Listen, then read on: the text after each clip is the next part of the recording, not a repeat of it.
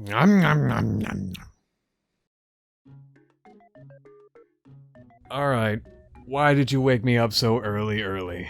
Why do I say early twice? What is this? Thank God you wandered in, Andy. You woke me up. You and I have been chosen to get in on the early access for a game that's coming out soon. Is that why you woke us up before dawn? Yes.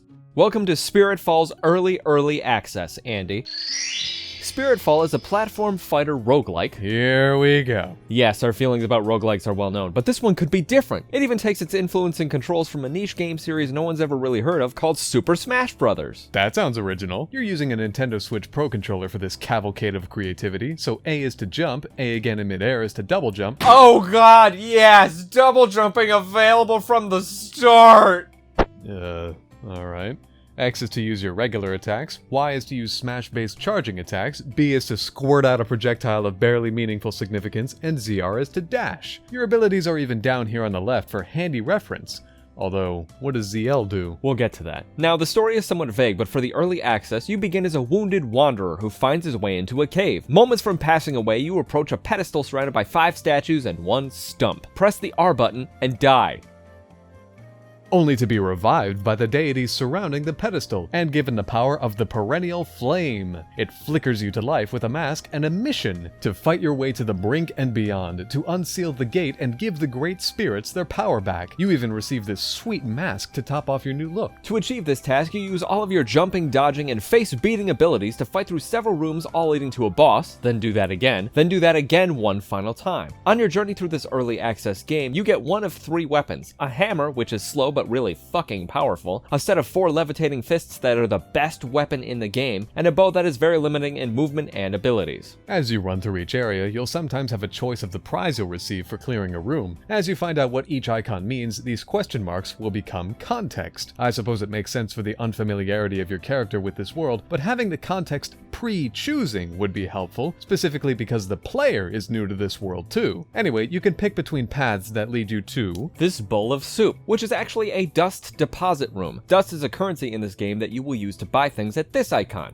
You clear this room, you get a pile of dust to spend. This crystal with a caramel swirl inside. It is a luminous gem. This will power up any of the blessings you've received. This pot of greed looking thing. It's a relic chest. It'll cough up an equipable item that can change your stats and add buffs to your abilities. This fancy lollipop, which is actually a shop. You spend your dust here. This heart cookie, which will add 25 to your max HP. Stopping at any of these animal heads will grant you blessings that can add attributes to your attacks, buff your attack, or give your ZL button something to do, finally, with assist attacks. They're just another refillable meter to pay attention to. Some of these blessings even alter that pitiful projectile you can fire and make it good, sometimes even great. Each divine spirit controls a different element and a different type of buff. Every time you are granted one of their blessings, you have 3 to choose from with varying effects. Sharbora will grant you healing buffs and the best projectile variation in the game. Kelamine deals in wound-based abilities which open enemies up to receiving critical damage. Celesh will grant you fire-based abilities which will burn enemies over time. It is the best attribute, hands down. Navalik works with electricity, Mishfed has ice-based buffs, and Yamphas has water-based ones. You can mix and match these blessings as you see fit. Ah, this is where the luminous gems come in. You can use them to power up the blessings you receive.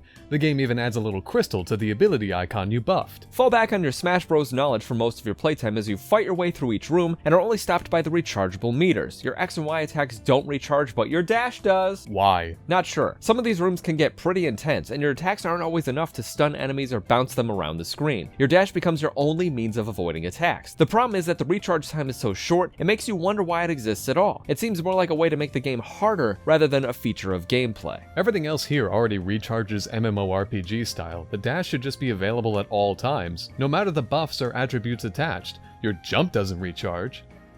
Does it? No. It's like Nehru. After your ass is thoroughly handed to you by any boss or enemy the first time, you return to the pedestal from which you received the mask. Interacting with it allows you to spend your purple nuggets, or dormant embers, which will also grant you permanent buffs to make your runs easier. The mediary, this fine, bepiped, gentle person, will allow you to spend your esoteric scrolls, which will change your runs in different ways, such as making different rooms appear or allowing you to find more dust. The smith right here allows you to spend your combat runes, which will unlock and power up your different weapons. Okay, there's 6 types of blessings: dust, scrolls, runes, embers, relics. Don't forget essence. I have no idea how to actually earn it, but this meter here fills as you fight and don't take damage, and it does something. I think it increases your attack power by the amount shown as it goes up. You get physical essence from defeating bosses and crushing relics though. That's 13 currencies. There's another you get after fighting bosses but before taking on the next area where you spend your essence too.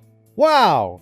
Any other secrets that would woo me into playing this game? After you fail once and attempt another run, this rift will appear sometimes. Entering this completely changes the rules of the game. You are meant to fight this creature in true Smash Bros style and knock it off 3 times, whereas you only have the HP you entered with and cannot fall once. The rift creature even has a hit percentage detailing how much damage you've done and how far it'll fly when you hit it. Nothing like a boss that suddenly changes the rules of the game for it and only it to the player's detriment. Alright, now that you've told us what this is, how is it? Spiritfall is fine. It's an okay game. The controls are probably the best part of the whole deal. They're tight and responsive, and they make the fist weapon the best weapon in the game so far. There are no traps or pratfalls for you to avoid as you fight, which is a bonus. The game is just you and several punching bags in a room, and it's your job to execute them to reach the next room. The art and animation is a little stiff for characters and enemies, but really shines when the divine spirits show up on screen to bestow blessings upon you, although their animations get a little stale after having seen them over a dozen times. The ability to stun enemies with most of your attacks is a nice bonus as you play too. Won't save you from the hordes or shielded enemies, but it is a nice touch to send enemies bouncing around the screen when you land a particularly strong attack. That is kind of fun, I'll give it that. I would have trouble picking this game over other roguelikes that do this type of thing better though. It borrows a little too much from Smash Bros. And other roguelikes, and it doesn't do anything new with any of it. Most of it seems like it was included because it's recognizable instead of being fun. I say lean into the smashness of your game more. Add in grabs, move your Y attacks to the X button, and have the player put in a direction and X at the same time to pull them off. Relegate Y to new special attacks, perhaps ones bestowed by the divine spirits. They clearly have no issue including elements of the UI that can't be used until some sort of divine intervention anyway. What's 4 more icons you can't use? Overall, what I gathered from the early access of Spiritfall is that it's a fine game. If you like roguelikes and you like Smash Bros., then this is the next game for you. The similarities are aplenty, the roguelike elements are there, and the art is cinematic. Check out Spiritfall out now in early access, Steam link in the description.